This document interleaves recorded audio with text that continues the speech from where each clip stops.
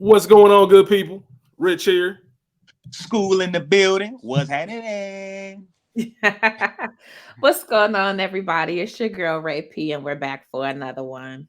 Hey man, back at it again with another episode of the Culture Garden Podcast. We Yes. appreciate y'all tuning in. That never gets old. Thank y'all, man, for coming in week week out. We appreciate it. We feel this community and this family growing, and we definitely feel that love. So thank y'all for that. Don't forget about We Got Y'all, the television podcast. We are having a lot of fun over there right now, talking about Run the World on Stars. Like, honestly, like Rachel and myself have been waiting for this show to come back since 2021. They're two episodes in, two very, very good episodes as well. So if you don't watch that show, you need to be watching it. Check out the link tree that's in our episode description. You'll see that. You'll see our social media page, how you can contact us, the YouTube feed. We Got Y'all, everything. But seriously, if you need a show to watch We Got Y'all. Check us out on our recap. We having a great conversation about it. As far as today's episode goes, there will be spoilers, even though it doesn't really matter in a movie like this, but there will be spoilers. I just want to tell y'all just in case somebody gets upset about something like that. And we're talking about Lakeview Terrace today. Mm-hmm. And this is school's week to pick, mainly because it's school's birthday week. So if you listen to this, on the day released, you know what I mean? Listen to this day released. That means tomorrow, Friday, June 9th, school's birthday. Hey. Happy birthday, school. Happy birthday. Appreciate y'all. 34 of them things, man. 34 of them things. I'm just thankful to see another year, man. Real shit. I love both of y'all. Y'all have made this year like the rest, all my years, just, grateful and amazing and rich. You done been with me. Yeah, man. When I didn't even know what a birthday was. You hear me? Yeah. So it's my guy, man. So I appreciate it. We love you. Happy birthday. Thank you. Love you, man. Make sure you celebrate yourself. We just had to convince this nigga to make sure he called off work.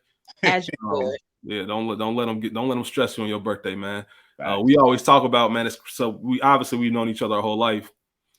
So we always talk about how time flies and stuff. So I think I'm gonna post on the page. I'm gonna post a throwback picture of me and you from the 90s, from the early 90s. Yeah, buddy. You know what I mean? For your birthday post this year on the page. So happy birthday, my guy. Rolling into that, man. It was your week to pick. Lakeview Terrace was your choice. Yes, sir. What made you go with this one? Man, I was having a combo with a coworker, and we were just talking about just bad good movies. And I honestly, you know how I feel about a bad good movie or genre. A good bad movie. And this is on that list for me. Like, this movie is ridiculous, but at the same time, it's Samuel, bro. Like, there's nobody else that could have played this like Sam. Like, this is who you call when you want the character that he played in Abel Turner, and he delivered, man. And I watch this movie constantly. It's been a little while since I watched it, but I'm back on it again. Like, I'm gonna watch this 3 or 4 more times. Like. Okay, nah, that's fair. That's fair, man. We're gonna get into first experiences here later. But a synopsis on the film: a troubled and race. Hold on, man.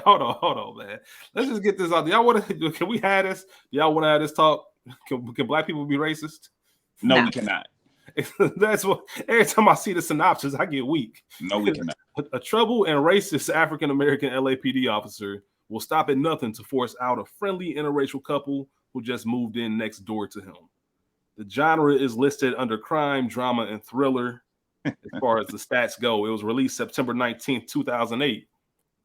Still a different time, man. A couple months before President Obama was elected. So this movie with that on top of it is just a silly little thing. Yeah. Directed by Kenya Barris.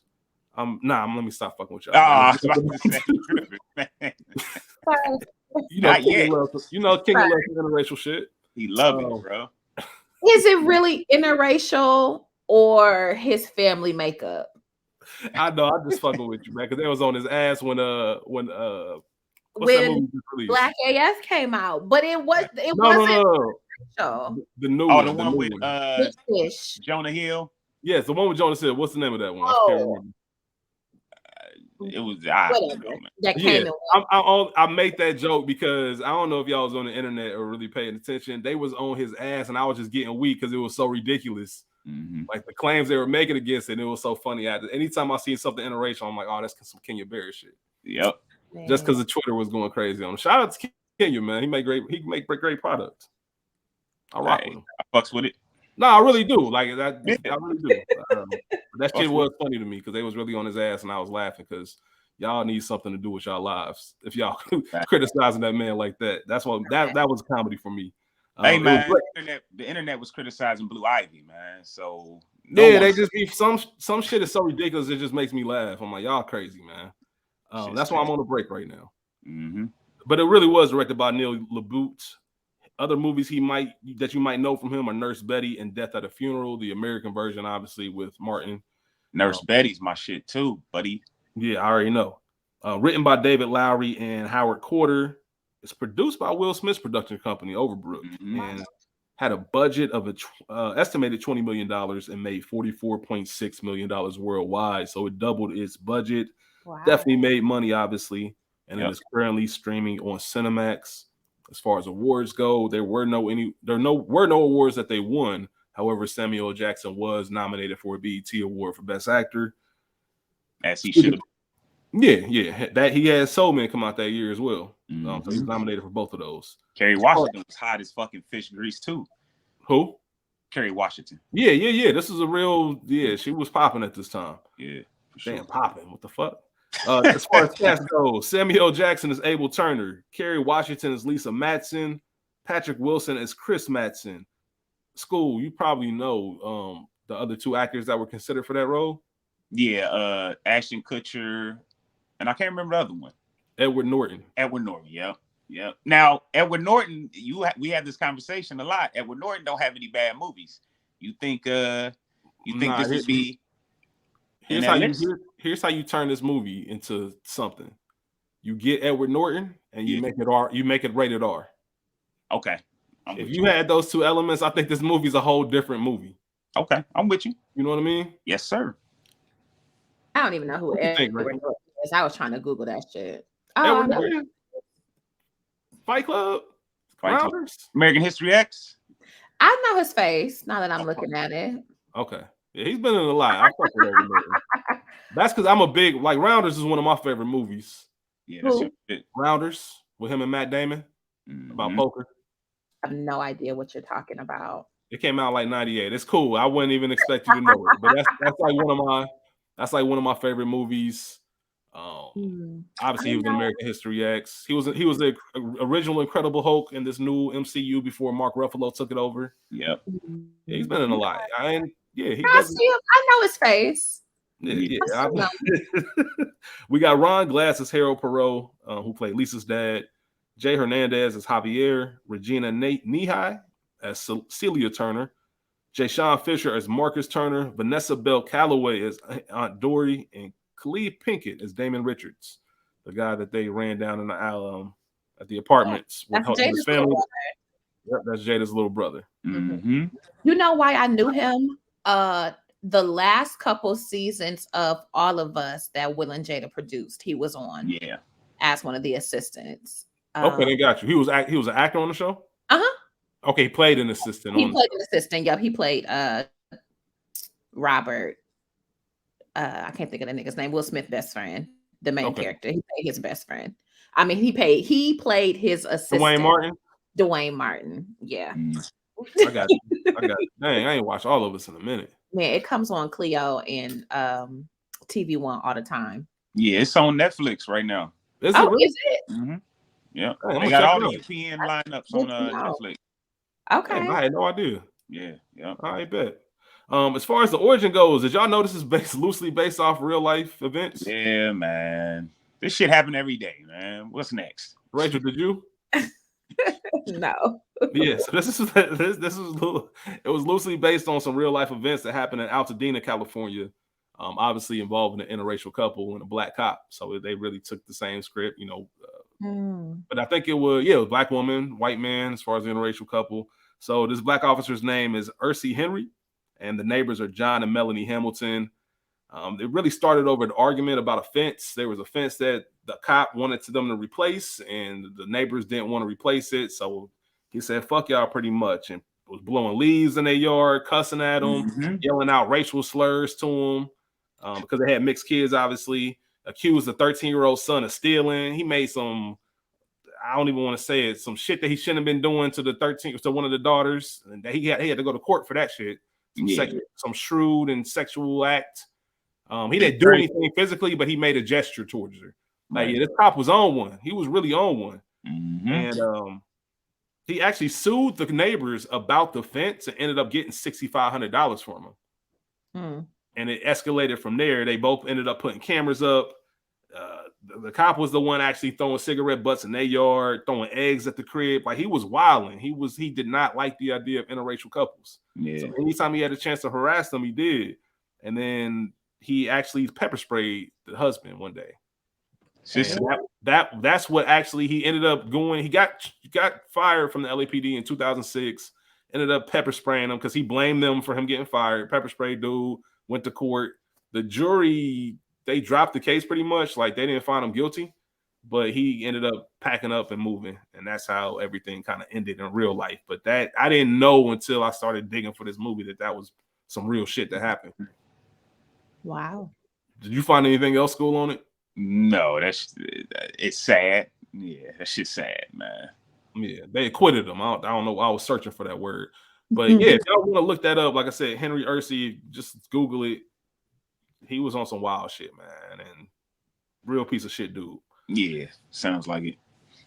Ray P. Yes. You remember your first experience with this movie?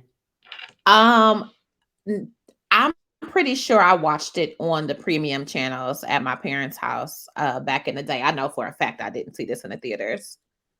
Okay, then. So you remember your first time? What the fuck is this? Which is still my thought. Like, it in our, I guess, preamble to the show, you know, we're saying good bad movies. I don't know what this is.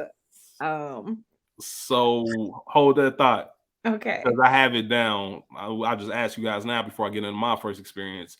I wrote down because I had the same reaction, Rachel. What the fuck is this? Like, the question really is, who the fuck was this made for? Yeah, who's the audience for this film? Like, how did this make it? I went to the theater to see it, so I'm part of the reason why it made money. But it was a different time. I was 21. It's 2008. Like, it's right. Samuel. It just looked like some other shit. But I wrote down, like, is this a good bad movie or is it just a bad movie? I think it's a good bad movie. That's just my opinion. I think it's a bad movie. Bad movie only because you don't know what the fuck is going on and what it's for. It keeps you engaged. Mm-hmm. Yeah, it's underwhelming, I guess, for what you go through during the viewing. When you get to the end, it's kind of underwhelming. But like I said, first experience for me, I did go to the theater to see it. So the trailer had enough in there for me to say, all right, I'm going to spend my money. I don't know, man. That was a long time ago. Whoever it wasn't memorable. Man. Nah, because I usually remember who I go to movies with if it was, you know.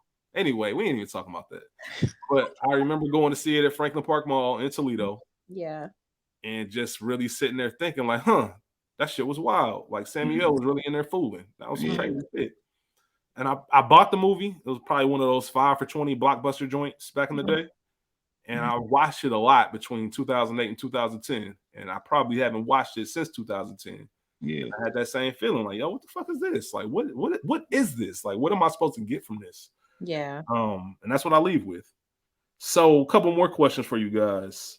You ain't asked me my first experience. Yeah, I'm about to say school. Your first my bad, school. Nah, it's cool. My first experience was 85, man. I watched this at 85.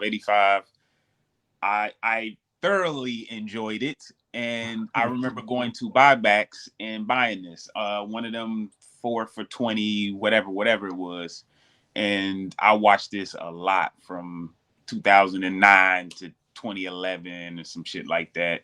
And like you said, I haven't watched it in a minute. It's been a while. Yeah. And talking to my coworker, like I said, bringing it up, I'm like, you know what? That was my shit. I'm about to check it out.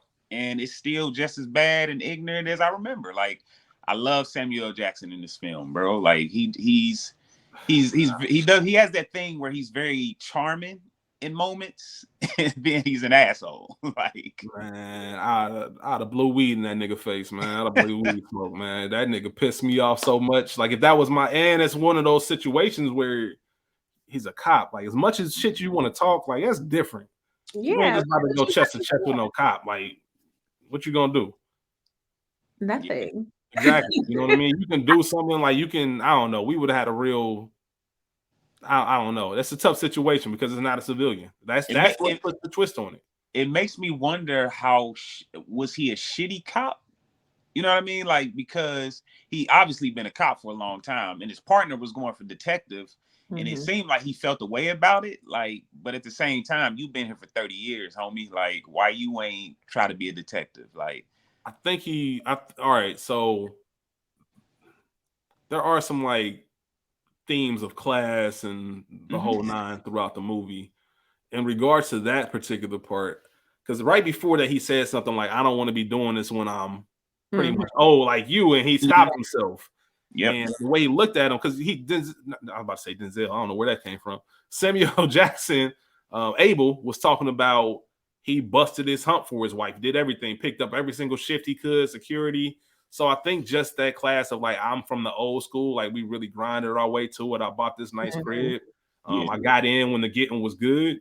Yeah. And you trying to get the fast way out. You don't want to put I think he was comfortable just with that grind. I don't know if he ever had detective, or I don't think there was any shaft in him in that character.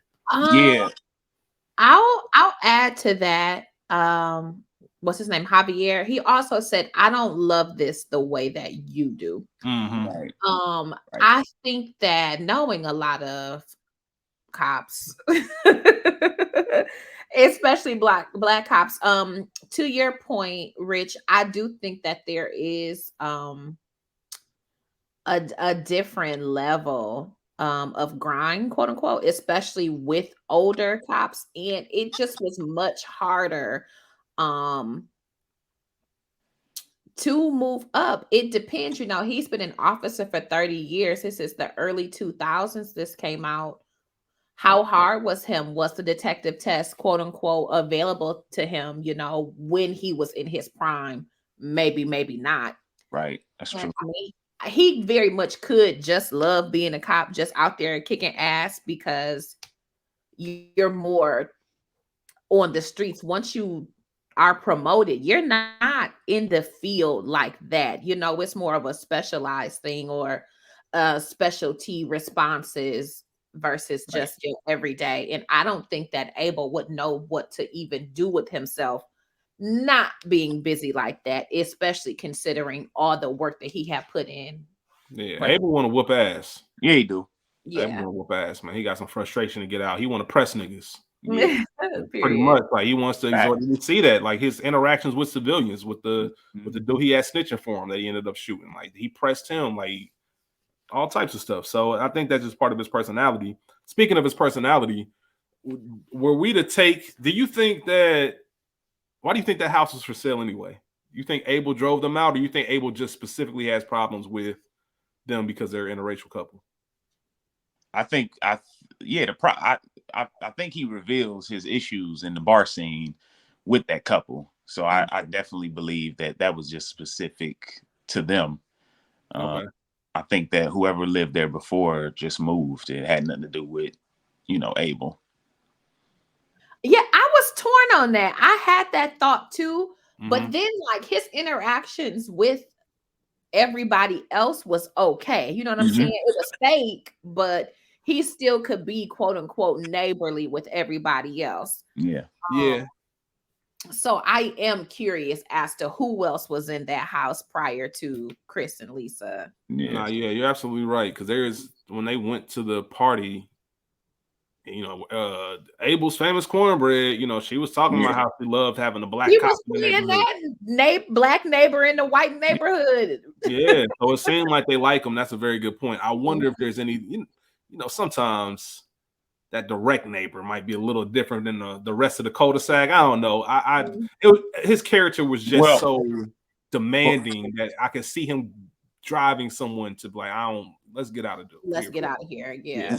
Well, remember, in the scene, there's a scene where when him and Chris walk together, and he gives them the rundown on the neighborhood. Like, he tells them, one guy's selling drugs, the other lady is getting abused by her husband, and so he's very attentive. He knows what's going on in his neighborhood.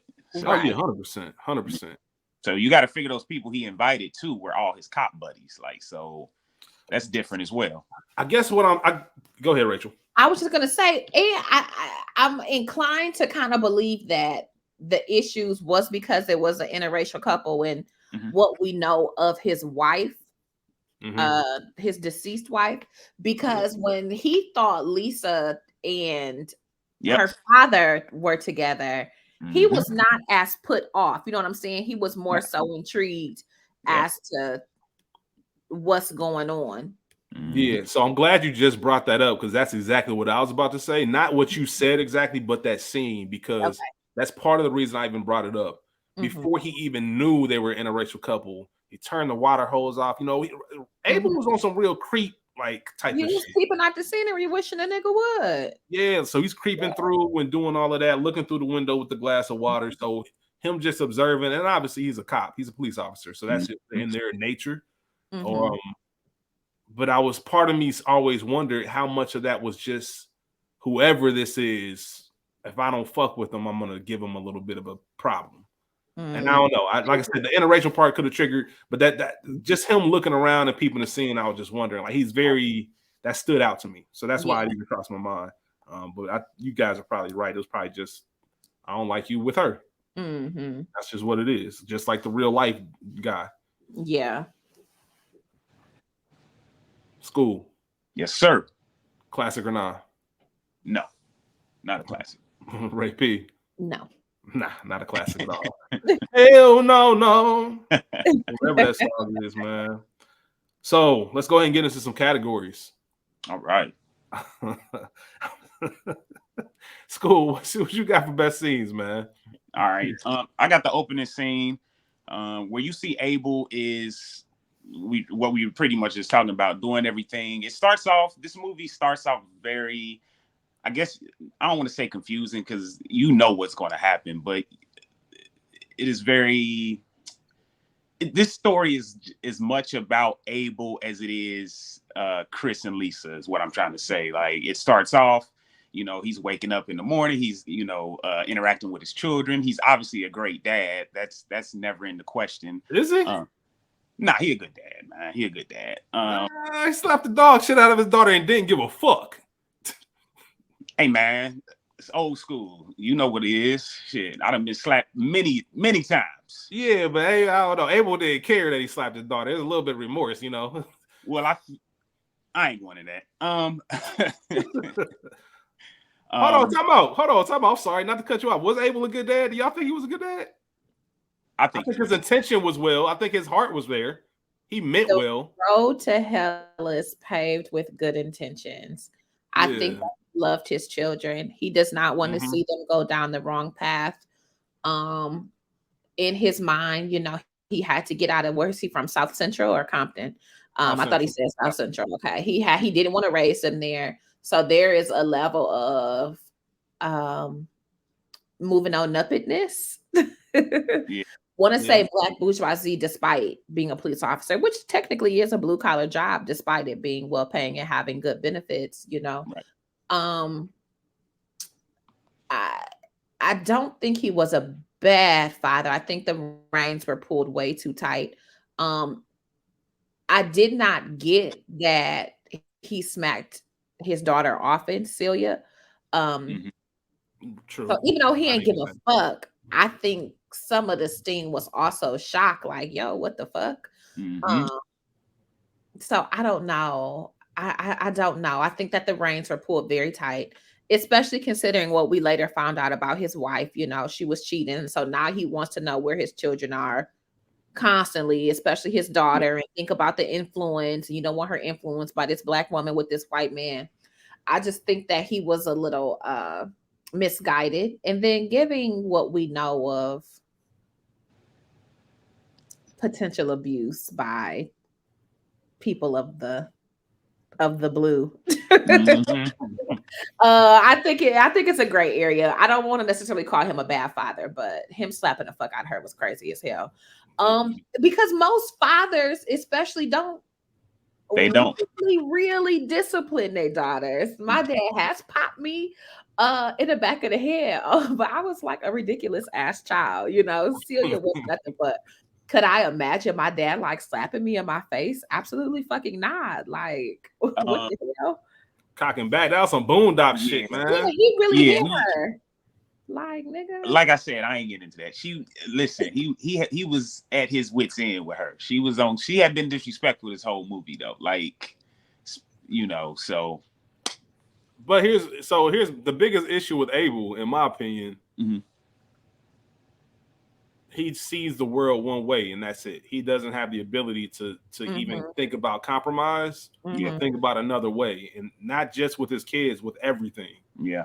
Whatever is in his head is law, and that's his demise, and that's just how he operates. And when you don't fit in that world, he's gonna make it a living hell. Like he was hell, like he would have been hell to live next door to. That's part of the, like I said earlier, what makes this movie so intriguing, because it's not like some civilian where you can just go over and smack the shit out of him. Like, this is a cop. Like, you're not winning that.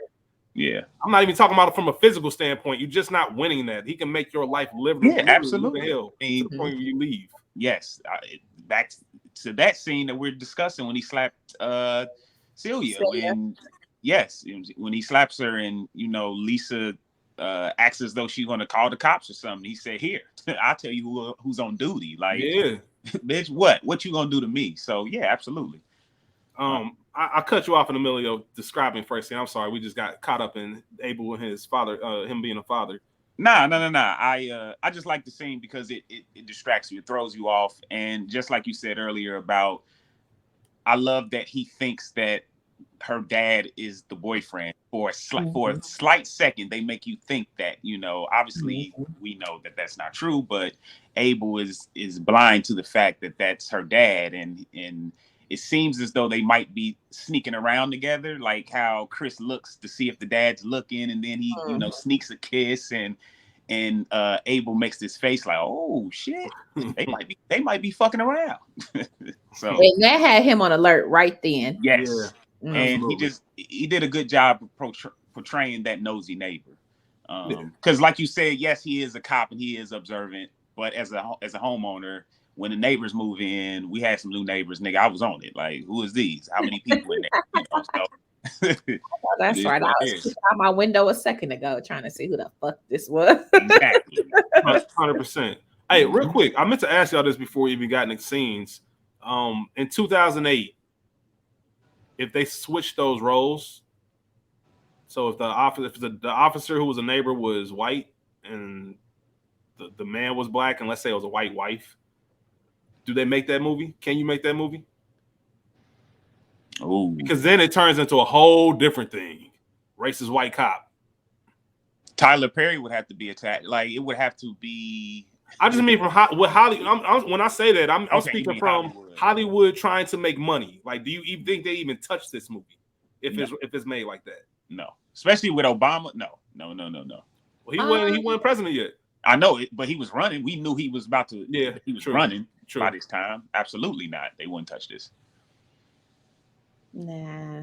I think it's possible, but I don't think that they would. Juice ain't worth the squeeze. I don't think you can get a good enough movie out of this to even validate. And who's going to be a classic? Who's going to be a certified classic to make that movie? Yeah, who's going to be the actor that says, "I'll play that. I'm down." And it can't be the same movie, because this is some, like I said, this movie, if to reach its potential, it needed to be R-rated. Yeah. If you're gonna go there, in my opinion. But yeah, I just always thought that too, because it's something you think about, like, damn, you can't even. I don't even know if you make this movie if the neighbor's white. But either way, Rachel, you up on scenes? What you got? I'll say Abel pressing Chris for the first time in the car, just because we are now getting a clearer picture of who they both are. We had only seen them, but this first like real dialogue between the two, Chris coming up in his rap music, pulling up to the Yeah. house, Yep. Abel, letting him know that you still ain't black despite listening to the music. You and your wife, oh, you're alike. Are y'all really? You'll never be like her. Essentially, Mhm. you'll never be black. And we see Chris's personality, like he's intimidated. And we later learn, that maybe it's a thing because you probably do get pressed often with this beautiful ass black wife. Yep. I just like that just because it set us up for the ride we were about to go on. Understood. Understood. I Yes. have that down as well. Yeah, I like that. I like him. I'm piggyback a little bit off yours. I like that him flexing his muscle. Letting Chris know this is my neighborhood, bro. Like I, like you said, he was just checking the temperature a little bit. Like, Yes. how can I punk this dude? Oh, I can Mhm. punk him. And then the whole thing about him like asking where he's from, assuming that he went to Berkeley, assuming he went to Stanford or he was from California, and finding out he's from Chicago. And we all know Chicago, it goes down in Chicago. Like, assuming that they like rap, and come to find out she doesn't, all those little things. Like, Samuel was just, being a nigga, man. He's a nigga with a badge. Yeah, it's very interesting. I thought this. I wonder if Chris was really from Chicago or like surrounding area. Like, I didn't want to cut school off, but I was definitely about to say he's from surrounding area. He's not from Chicago. or like North Side where it's still cool. He ain't from He ain't from the trenches. Yeah. outside. He ain't from the West Side. Oh, Like, nah. Well, we saw that when he rolled his window all the way down. Like, you know better than that. If he was from Chicago, he would have knew better than that. Yeah. He would have definitely known better. The only thing they could have done with that to play around is really have some NWA playing or some shit. Yeah. That's something. The music, I will say this: the music that Chris was listening to was on brand for what that character would have listened to. Yes. Everything about it. I don't know how to explain it, but y'all both probably know exactly what I mean when I say that. Yep. I'm surprised they didn't take the low hanging fruit and try to have the moment where Samuel asked or Abel asked him like, "Well, what you listening to? What group is that?" Yeah. Let me try to get him to say it. But either way, School, what you got next? Abel harassing his CI Clarence, who's a wigger in his own words when he says he's 1/7 Cherokee. He said the other 93% is wigger. Like, he didn't give a fuck, bro. Like, it didn't really matter with Abel. He didn't really care. Clarence was, man, I didn't know what Clarence was, but in 2008, that was a typical wigger, like, wanting to hang out in the streets, wanting to be with the in crowd, you know what I mean? Like, and Abel was sick of that shit. He was tired of them type of white boys, and anything he could do to harass him, he was gonna do. And I know it's not a quote, but I love the fact when he asked him, like, "You are Euro, Mexa, Japa, China, Stanny?" Like, bro, he's on some trash. Abel had some, Abel definitely had some issues with society. Yeah. Ray P, what you got? I'm moving us far. The housewarming. Who's Just housewarming? Okay. I'm thinking about I'm sorry. The barbecue. Yeah, I'm thinking about the party at the end. Oh yeah, no. And for some reason, in my head, that was a house party, but that was just some neighborhood gathering. Some neighborhood Okay, shit. gotcha, Yeah, my no. bad. So the housewarming, just because tension is arising, and we're sort of getting a feel for Chris and Lisa's other friends, and for somebody like Abel who already has an issue, you knew that was brewing. And I understand that Lisa was being, I guess this is something that bothers me too, but I understand that Lisa was being hospitable, but why would you invite kids over here? Y'all don't have no kids. Right. That is true. No kids over there. That is true. I took her as the type to want to be welcoming. Yeah, but but yes, don't make sense. Yeah, you're right. It doesn't make sense. There's no reason for my children to come over here. It's not appropriate. I agree. For the housewarming party, like if you just want to come swim, like that invitation, I didn't have an issue with. But for the housewarming, No. Yeah. Nah, that's 100%. I had that down and something on my notes, but I get it. I get it. The best thing about that scene to me was the book that that Abel brought over. Mm-hmm. I think it's called Black. It's titled Yeah. Black. Like he just handed it to Lisa. I think that it's Abel in his trash, making everybody uncomfortable. Obviously, the big thing in that scene was him snitching on Chris. Tell him not the pot I'm worried about him with some cigarette butt he keep flicking over the fence. Like, Man. damn, bruh. Man, That's what we on. I love the fact that Chris was man enough to say something to him, though. Like, that was the first time I think Chris realized that he got to play dirty. He can't play within the lines. He's got to do something as well because this ain't going because that's even if you beefing with somebody or got an issue with somebody, it's still a little bit of a man code. Yeah, like, you don't do that shit. Like, you bring that shit to me, but damn, you gonna snitch on me in front of my wife. But as we all know and love, Taxstone would always say, if you really want to cause a nigga some grief, bring some shit to his house. Yep. Now you got a problem at home. Yep. And that's gonna bring some shit. So Abel was probably strategic when he did it. Oh, it was absolutely intentional. Oh, 100% intentional. But I mean, man, that just. Anyway, school. That scene, Abel, man, he was on some trash. On some trash. The scene, I'll go a little further up, a little prior, is when Chris tries to talk to Abel about the lights, and Abel is fixing his car, and he asked Abel if he needs some help, and Chris asks Abel if he needs some help, and Chris tries to help him, and he gets hurt, and he says, "You a tough guy, like you'll be all right." He said, "You got some Irish, black Irish, probably." Like, I love how Abel walks up on Chris and explains about the outside lights too. Like, he even admits he sees how it can be annoying, but he does nothing about it. Like, Abel's a dirty motherfucker, bro. We've definitely established that. Like, he just didn't care.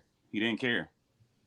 And I'm surprised, even in 2008, that neighborhood has to have an HOA. Like, motherfucker, you cannot have these lights like here. Yep. Out here like that. Absolutely. But what we know, he probably was that. Oh, like the president? Yeah. Something. He probably was. He owned his Uncle Elroy. I'm the king around here. Shit. It wouldn't surprise me. Nah, not at all. Right, you got any more scenes right now? Yeah, I'll go to the house call to Damon Richards' house just because it's only essentially the second time, but for real, for the first time we see Abel truly in action as a cop. We see he's very clearly crazy. Did you think that it was worth an IA investigation? What he did? No. I didn't think so either. And I'm like, damn, is this propaganda? Have I been brainwashed? But considering that you fired at the police twice. You were trying to kill your girlfriend or wife with their child in the house. Like, you really didn't get excessive force. You fled the scene and you threatened to shoot yourself. Okay, do it. Yeah. I did. I was more surprised that IA was, even if IA went in, because you can't ignore that. You have to kind of investigate it. But the fact that they went so hard at it, like, why, y'all, this is who, Rachel, you just laid out who that person was that made this complaint. Yeah. I don't have any benefit of the doubt here. But like she said, there was some shit that's been going on with Abel. Right. Like, what you been doing? Right. But it's understandable once you know. I can't remember if we're at the point of the film where we even get the reveal of what happened with his wife. But once you know, it's kind of, even regardless of the racial aspect of what happened with his wife, they were saying in the director commentary, the worst thing you can do to a police officer is leave him with a mystery that he'll never be able to solve. Like, that's what they do. They solve cases. And I got something left with me. That's what they're trained to do. I got something left with me that I'll never figure out. So I can understand his erratic behavior if he was on some trash. But I think, never mind. Let me chill.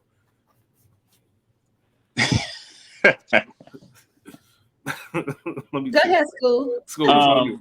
I was gonna say, Rachel, I wrote that down. That's my favorite scene. I love that scene not because of what the dude was on, but how Abel handled that scene. Like he did that thing I talked about earlier that makes me love Abel's character.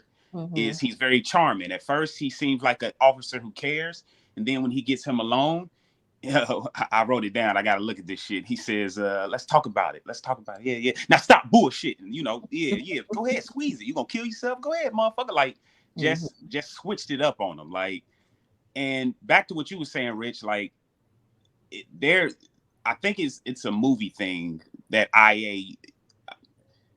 Abel is such a bad cop in a sense that there has to be an IA investigation. I don't think they didn't do a good job of that. Like that's not the case or the situation that they should have brought that in on. And if they did, they should have gave us some past transgressions or something that he had to make us believe it. Because like you guys said, he tried to kill his wife or his baby mama, his kid, himself. Like he shot at the cops. Like shot through the door, shot again at them. Mm-hmm. Like there's no who gives a fuck. I like, just never picked up. I never picked up that Abel was a bad cop. Yeah. Like that's like I know you said that he's a bad cop. I don't think he's a bad cop.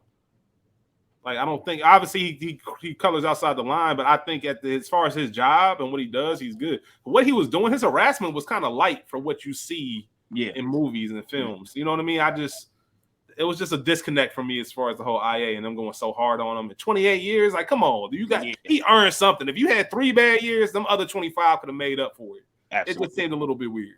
Yeah.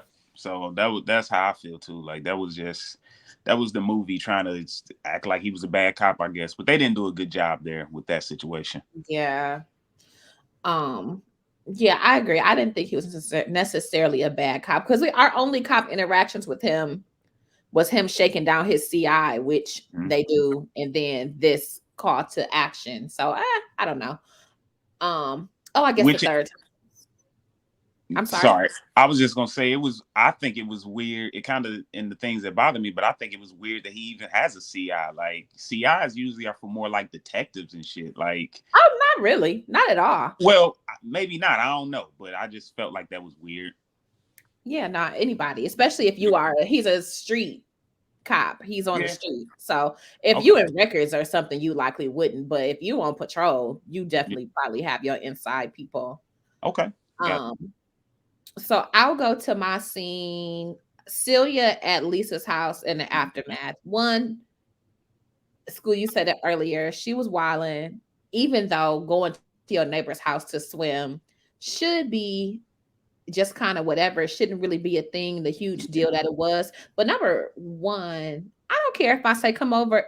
You better knock on my door and say, hey, I'm in the yard. Is it okay today? Because you don't do that. Like that's really kind of a home training thing, which is bothering me. Right. But, so I didn't like that. But the scene itself was endearing because consider this is a young teenage girl who does not have a mother.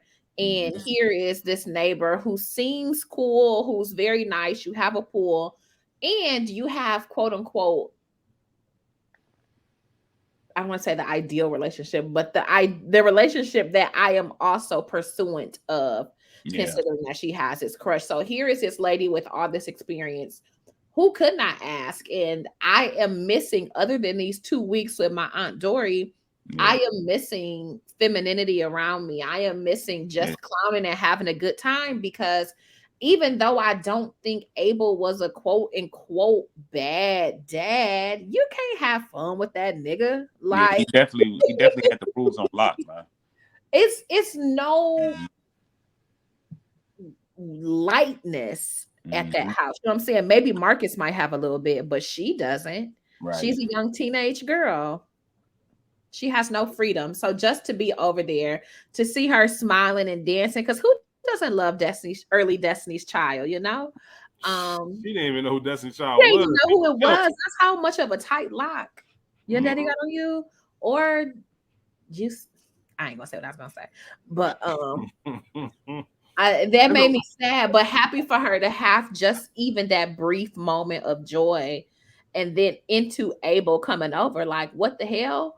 It's not a good scene. Obviously, we talked about him slapping her earlier, but it was so intense. And if it's not the climax, it's at the top of the rising action for me. Yeah. Nah, I This feel you. definitely was a point in that movie after that. Hey, I'm weak because there's a lot of shit that we want to say that we just holding back on this episode, man. Yeah, I'm just weak at that. School, what you got next? I got the Lisa revealing that she's pregnant to Mm. Chris, because in the scenes earlier, it's a couple scenes earlier than this that she really stopped taking her pills.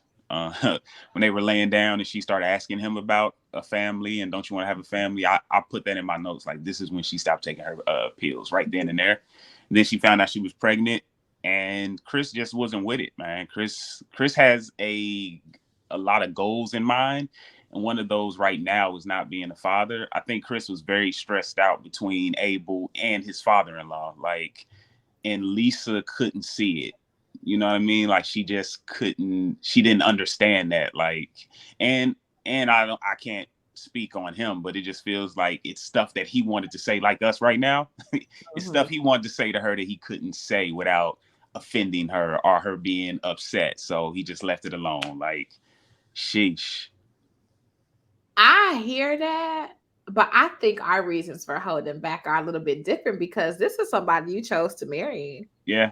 So you should be able to You would say think so. what you got to say. Mm-hmm. And yeah, I get that they had goals, but I didn't get that they were extreme newlyweds either. I don't know. I didn't pick up on that either. And for anybody out there wondering, if your girl tell you she's pregnant, do not act like Chris. Do not respond to this Oh, bitch. Yeah, not at all. Just free absolutely. advice for y'all. Yeah. Regardless if you feel that way or not, do not respond in that manner. Especially, what really is upsetting about that is that's your wife, bro. Mm-hmm. Right. And it'd be different if there was a firm establishment of Chris saying that he never wanted kids, and that kind of comes into play. But he said, "Not now. It's not on my mind." But okay, that's. I feel like if you and this is coming from somebody who's not married, obviously. But I feel like if I knew I planned for a family, but it happened a little sooner, I wouldn't be as salty as Chris was. Like he was really salty about that. Yeah. He was hurt. Or do you think he was more manipulated? Do you think he felt more like he was manipulated because she didn't take the birth control? I think Yeah. that's what it was. I think he just felt manipulated by her. And that's why I wrote in my notes, like, if there's a moment there where she really stopped taking her pills, it was then. Like, yeah, he was hurt, man. He was hurt. But Yeah, I think that that's a very funny little thing. mm-hmm. Um, I think that if we are married, there is a discussion like, well, I'm done taking these pills. Mm-hmm. Even if you don't agree, I feel like I should say, yeah, I'm kind of done with this. Mm-hmm. And I'm not married. But And funny. then you leave it up to me to shoot that, you know, roll the dice on it. Then, like, if you tell me if we married and you tell me like I'm done taking them pills, then you leave it up to me. Like, all right, well, Yeah, it's where we at. because you know what happens. Mm-hmm. And candidly, even if she had taken them faithfully, there is still a chance that one slipped through the cracks. Yeah. And I wonder then what would his reaction have been if it would have been the same. Right. On the flip side of all of that, what I was going to say is her parents had to help them get that house.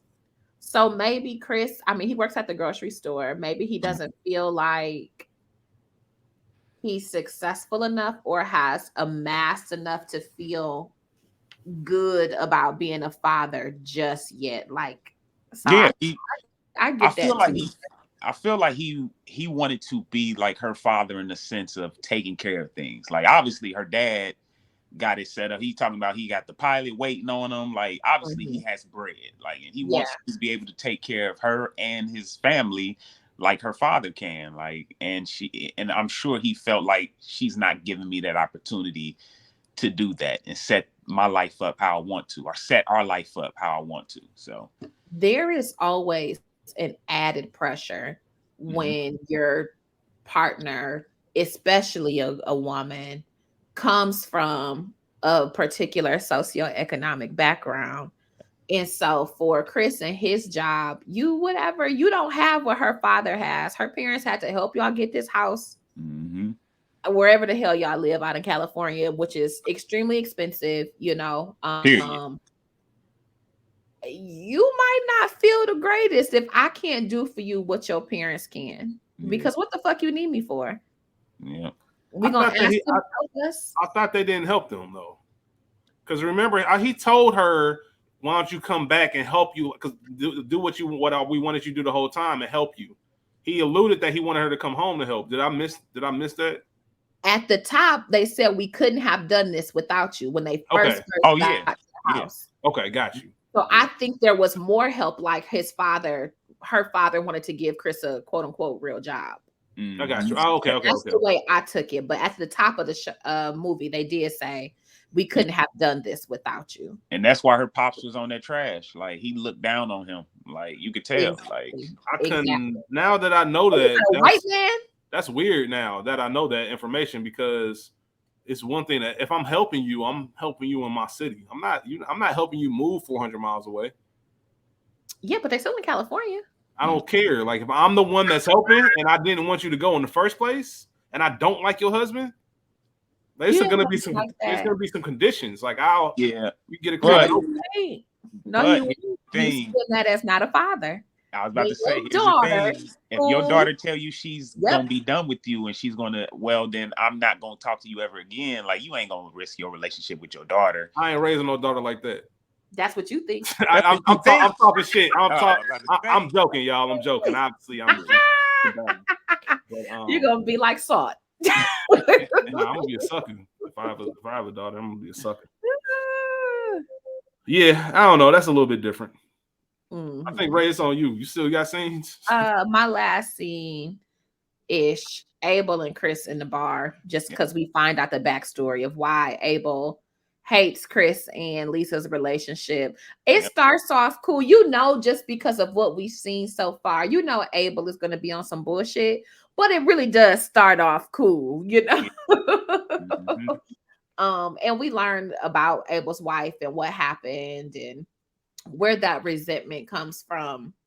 And so it was just good to see, like, quote unquote, the other side or a softer side of Abel, or just to get why he is the way that he is. Yeah, that's my last scene as well.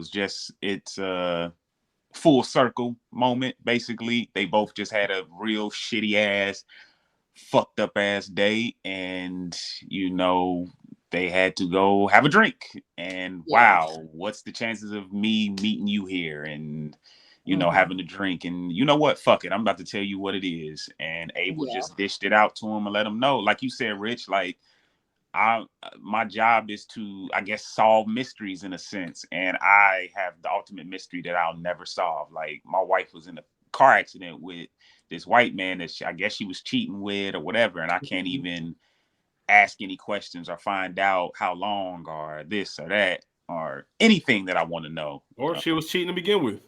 Yeah. So, the only thing he know is them 2 kids his.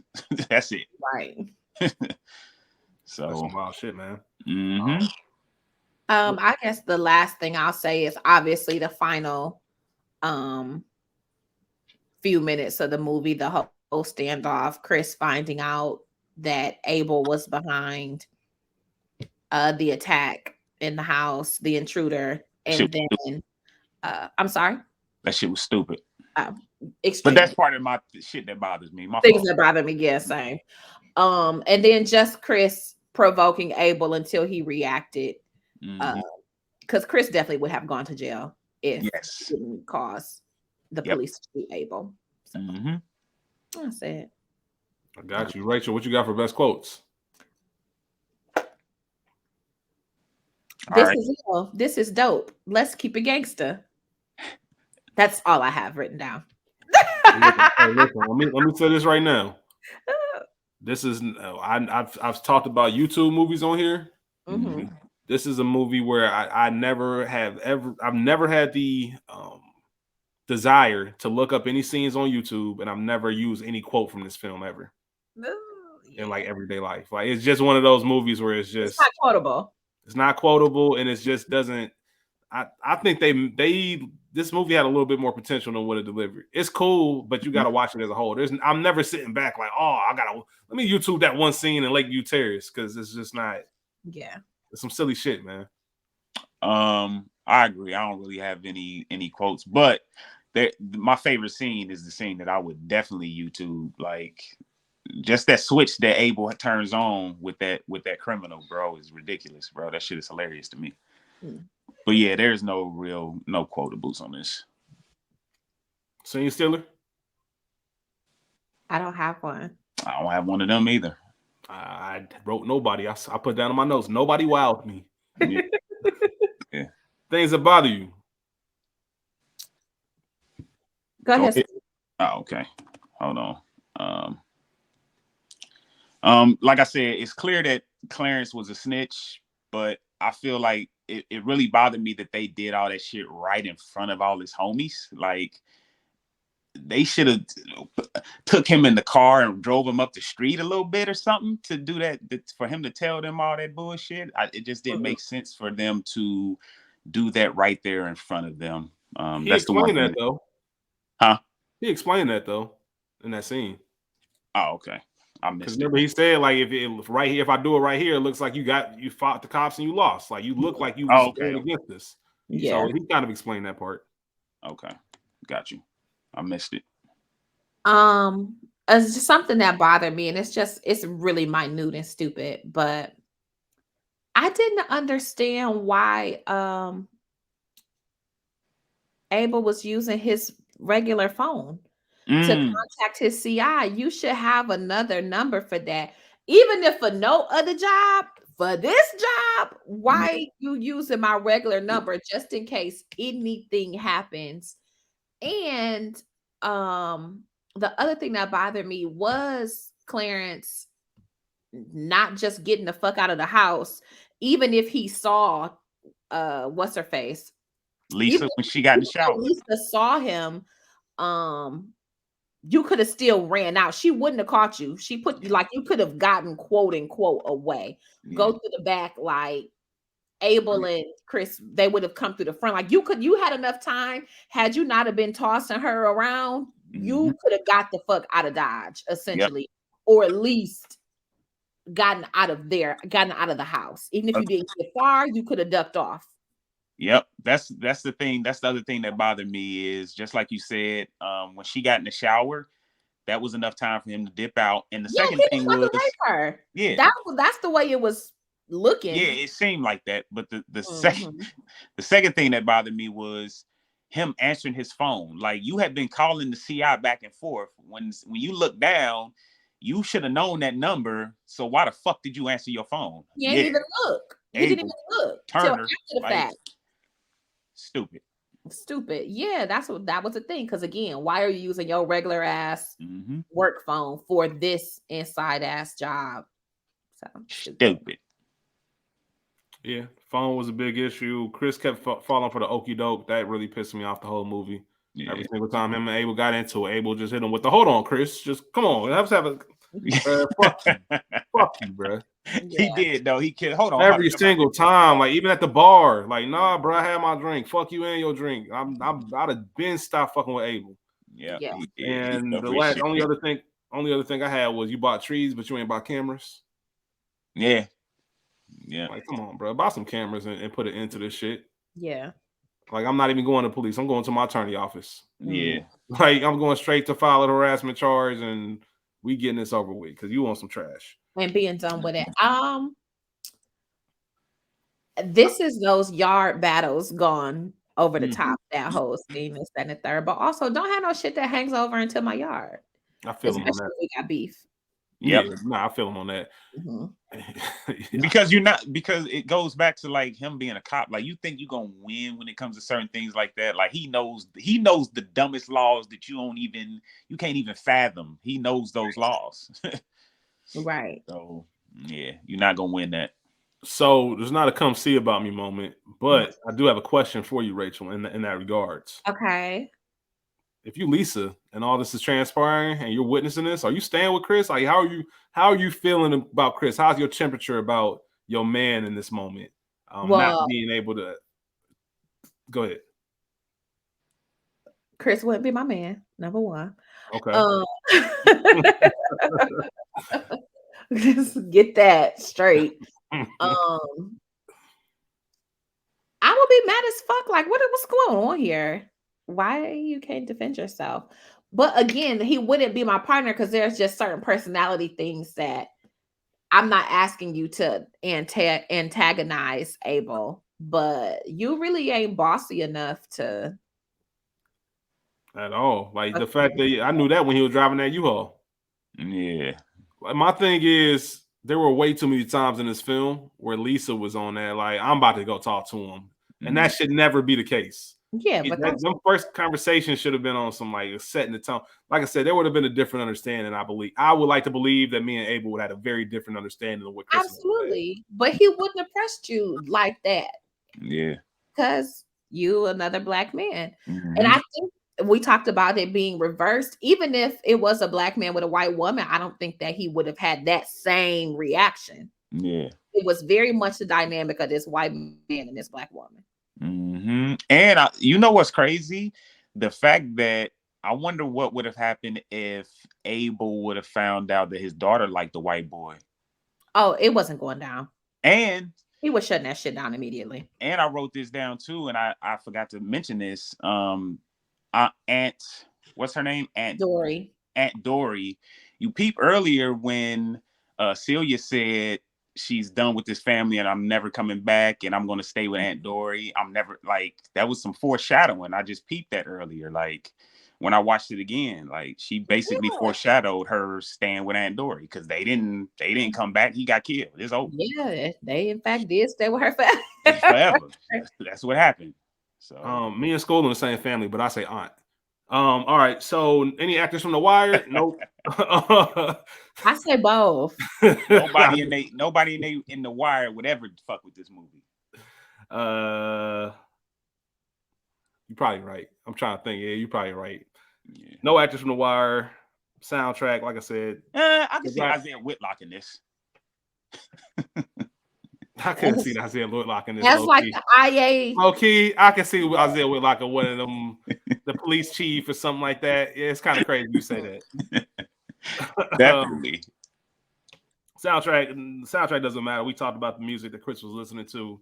Seemed on brand. Wouldn't let that happen to me. Anybody got anything for that? I probably would have already left that house. I'm not dealing with this crazy ass neighbor. And you got wildfires on top of it. Like, what we doing here? What we doing here? Yeah. I think I'd be on the same thing. Like I said, we acknowledge that you can't just approach it like anything else because it is an officer of the law. Yeah. School, you got any trivia for us? Let me see. I believe I do. No, I don't actually. Nothing too interesting. Yeah, the only thing that I found interesting was it's one of the rare films that use the word fuck twice and still keep a PG-13 rating. Usually you get one fuck, they use two.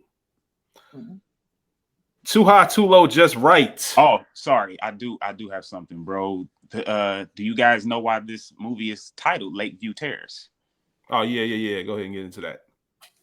Okay. It's the name of the area where Rodney King was beaten by Los Angeles police officers in 91. Hence the Chris earlier saying, can't we all just get along? So I thought that was neat. You know, that's real one of those famous quotes, man. Between that, the couple, the daughter liking the white dude, that's why I made the joke. And I made you think of the internet earlier in the year, man. That's some silly shit. They really went OG with the shit. They did. Too high, too low, just right. This the average view. The average view of this film rates it a 6.2 out of 10, which is ridiculous to me. School. That's just right. That's just right. Ray P, what you got? 5. Hey man, Samuel L. is in this movie, man. And that's the reason. That's the reason it's not getting lower than a 5. I have it in my notes. I want to go lower than 5, but the fact that Samuel Jackson, it just feels disrespectful if I did. But this isn't a good movie. It's just not. It's better than Snakes on the Plane. Oh, please, fuck out of here. I don't know, man. I might watch. Go ahead. Watch Kingdom Come before this. Now you being disrespectful, man. I'm not a fan of the movie. I just think it just didn't do it for me. I like it. Don't get me wrong, but I just something about it doesn't. I would curl all watch the way over. Kingdom Come over this. I think I would watch Kingdom Come over this. Yeah, I think this is the only movie we've ever done that I would pick Kingdom Come over. It's just disjointed, and it's one of those movies that once you've seen it once, you get it. There's no rewatchable moments. There's no moments, and I'm just like, ooh, here come this scene. It's just if you like Samuel, but Samuel's been in a million fucking things, so I can just watch one of those million other things that he's been in.